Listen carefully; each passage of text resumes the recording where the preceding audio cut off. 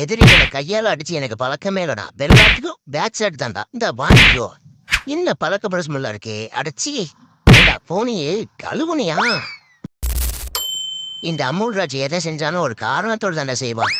என்னடா இப்படி குப்பையை வாரி அடிச்சு வந்திருக்கியேன்னு நீ என்னை பார்த்து சிரிக்கிறது எனக்கு தெரியுது. ஆனா அதுக்கெல்லாம் காரணம் இருக்குடா.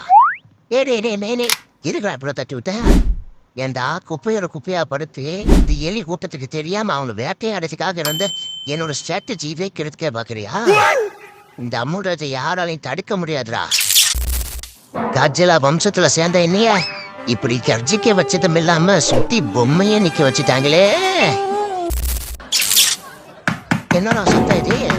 என்னோட இது வந்துருச்சா? நம்ம நாட்டோட அடிக்கடி நீளோட வருது.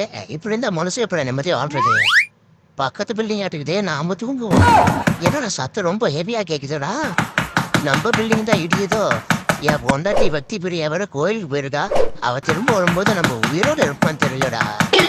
ஐயோ அடியே நீதான் அடியே. 6 மாசத்துல வீட்டு செவத்துக்கு தானே சொன்ன முடிப்பாங்க. நீ நான் முகத்துக்கு அடிச்சிட்டு இருக்க. ஒழுங்கா தூங்க விடுற. என்னோட 3வது பையனுக்கு 3, 4வது பையனுக்கு 4, 1வது பையனுக்கு 1.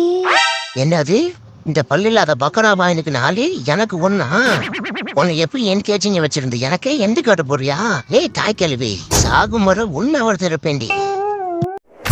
மகனே பயப்படாதடா. நமக்கு தெரிஞ்சவர் தான். நம்ம ஓனர் மாதிரி கஞ்ச பையன் கிடையாது. என்ன சரியா?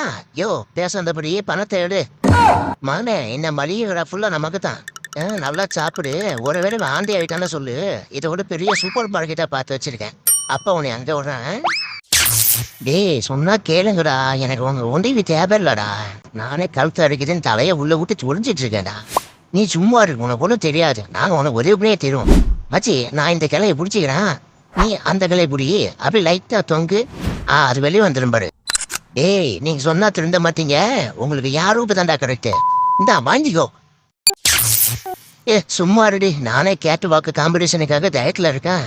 இவரை கிரேவிங்ஸ் ஏத்திட்டு இருக்கா. போ நான் சாப்பிடல யாரும் சாப்பிட்டு போறேன். போயிட்டு வெளியே போடுமா. என்ன தகப்பா நீ வாங்கிட்டு வந்த 2 ஜோடி செருப்போட வாசனை மூக்க தொலைச்சதுனால ஒரு ஜோடி கடிச்சு குதறிட்டேன்.